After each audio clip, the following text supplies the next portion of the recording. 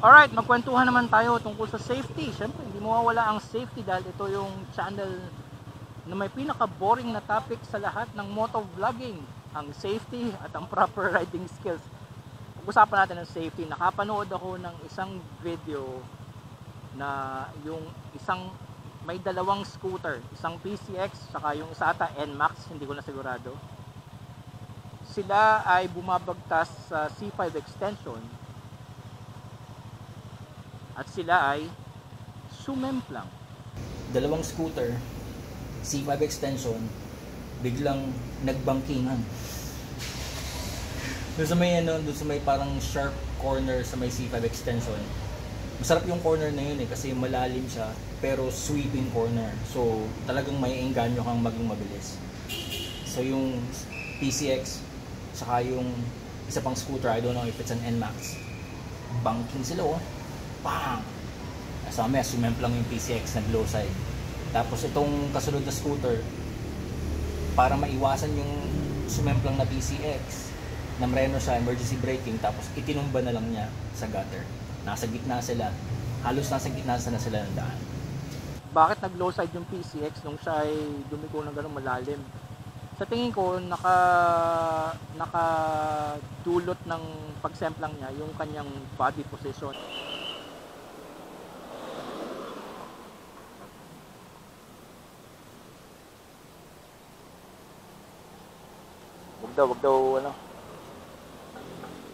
Wag daw tumambay. Bumigay yung grip nung front tire kasi masyadong malalim na yung lean angle, tapos neutral body position pa siya kasi nga gusto niyang kuhanin yung corner na yun ng mabilis.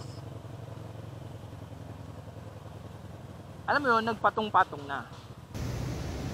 Ito yung pwede kong i-share sa inyo sa video na yun. Hindi ko mapapakita yung video kasi makaka-copyright tayo. Pero ang nakita ko doon, napakasimple lang. Pag ito yung motor natin, yan ha. Pag ito yung motor natin, tapos ito tayo. Kapag tayo ay sumasabay sa hilig ng motor o doon sa lean ng motor, ang tawag dito is neutral body position. Ang neutral body position ay hindi masama. Actually, nire-recommend ko yan for slow pace, city riding, street riding, chill riding. Kayang-kaya ang neutral body position. Napaka-safe niyan dahil hindi ka galaw ng galaw, hindi ka nag-spend ng energy, hindi ka napapagod, hindi ka nawawala sa stability mo, tapos yung balance mo, kumpiyansa ka. Karamihan sa mga nagra-ride na nakikita ko, naka-neutral body position. And again, it's a good body position for chill riding, slow pace riding, street riding, city riding.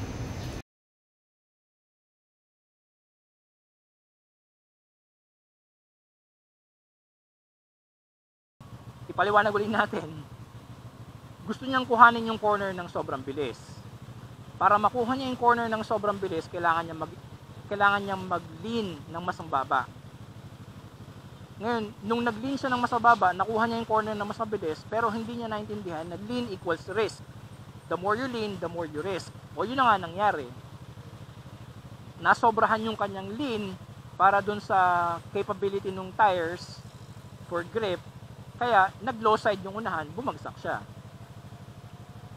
Ngayon, yung neutral body position, yung pantay na pantay ka lang sa motor mo, okay lang naman yun kung mabagal na pacing lang, slow pace riding. Pag medyo mabilis-bilis na, kinakailangan, pag gusto mong maging mabilis sa corner na mas mababa yung risk, kinakailangan bawasan mo ng konti yung lean angle na gusto mong gawin. Ang problema, pag binawasan mo yung lean angle, tapos naka-neutral body position ka pa rin, hindi mo makukuha yung corner, yung tamang linya. Magra-run wide ka. So nakahanap ako ng magandang example. Now, ito, screwdriver. Yan ha. Pag hinawakan ko yan dito, okay, sa pinakadulo, ang haba niya, di ba? Subukan ko yung i-tilt o ihihiga ko siya. mararamdaman ko na kapag lumalalim yung higa niya, mas kinakailangan ko siyang higpitan ng hawak dito. Hanggang sa sobrang lalim na ng ganyan, ng higa niya, matindi na yung pressure dito sa pagkakahawak ko. Okay? Kailangan ko na siyang hawakan ng mas matindi. Mabigat yung pakiramdam dito. Pakiramdam ko, tutumba lagi. Yan. Same lean angle, pero humikli na ngayon yung screwdriver. Sobrang na siyang manageable. Mas manageable siya. Pakiramdam ko kaya ko siyang hawakan ng konting pressure lang. Okay. Now, paano natin yung i-connect dun sa PCX na yun? So ito yung PCX, ito yung rider. Nung siya ay nag-banking, ang haba niya, di ba? Neutral body position hanggang siya sa mag-low side. Sa kagustuhang maging mabilis sa corner, pero hindi na i-adjust yung body position, hindi na iintindihan na lean equals rest, low side, bumigay yung front tire, nag-wash out yung front tire. Ngayon, kung mabagal-bagal siya noon, hindi niya kakailanganin ng masyadong lean. Pwedeng mag-go dito kahit naka-red.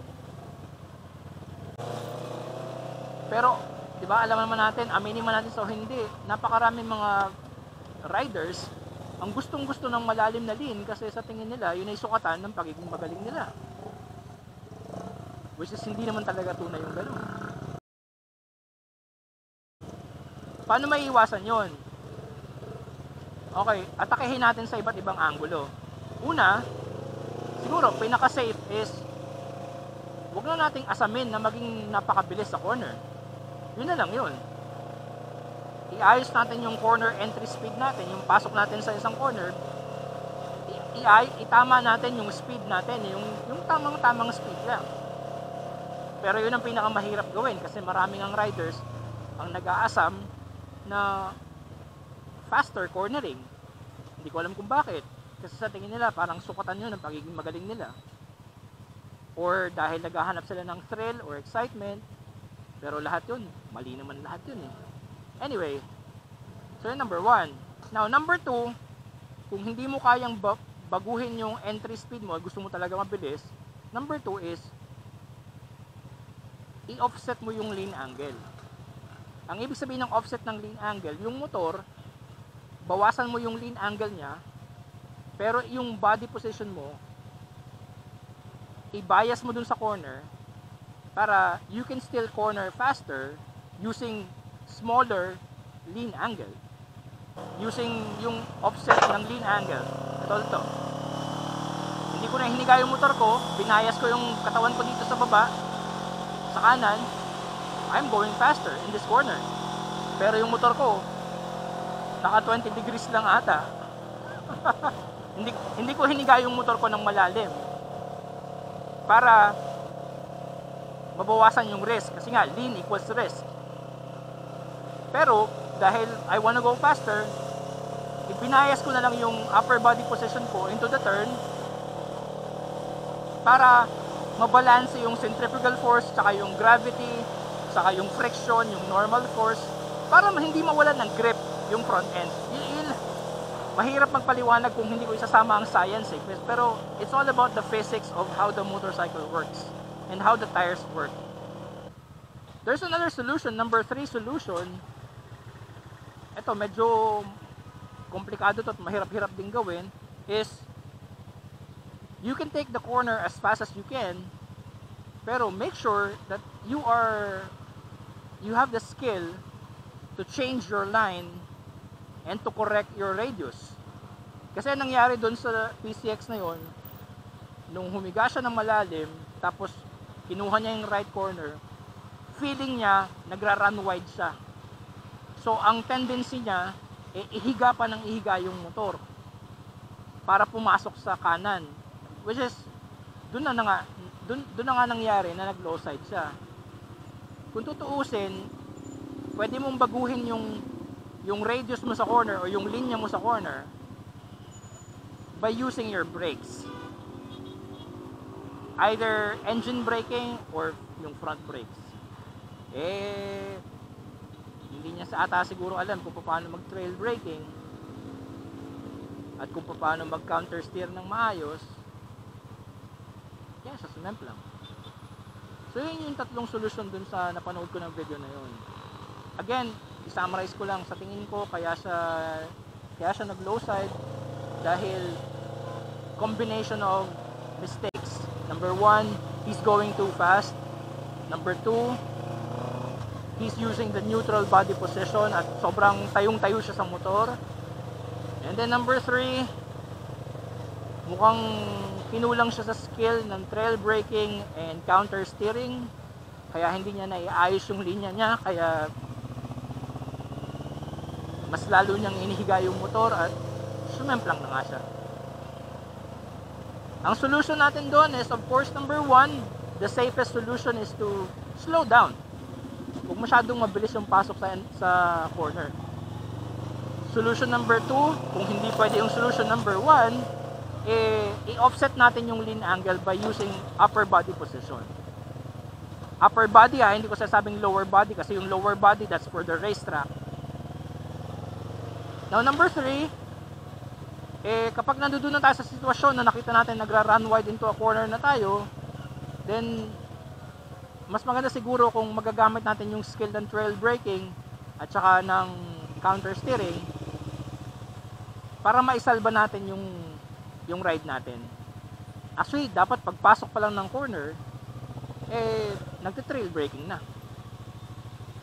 Yun naman yung trail braking talaga. You start using the brakes when you slow down, and you keep using your brakes while you are going through the corner, especially yung corner entry at saka mid corner. Tapos that's it. May napakalaki na ng chance na may sasalba mo na yung semplang na yun. Kahit pa scooter yan, marami nagsasabi na PCX kasi hindi naman pang banking yan eh. Actually pwede, kaya pwedeng pang cornering ang mga scooter. Pwede yun. Lahat yun nasa technique, lahat yun nasa skill. At syempre yung skill na yun, manggagaling yun sa knowledge. Yan na naman yung boring na sasabihin ko. Riding with knowledge, riding with skill, riding with safety. Yan lang, yun yung may kukwento ko sa inyo tungkol sa safety.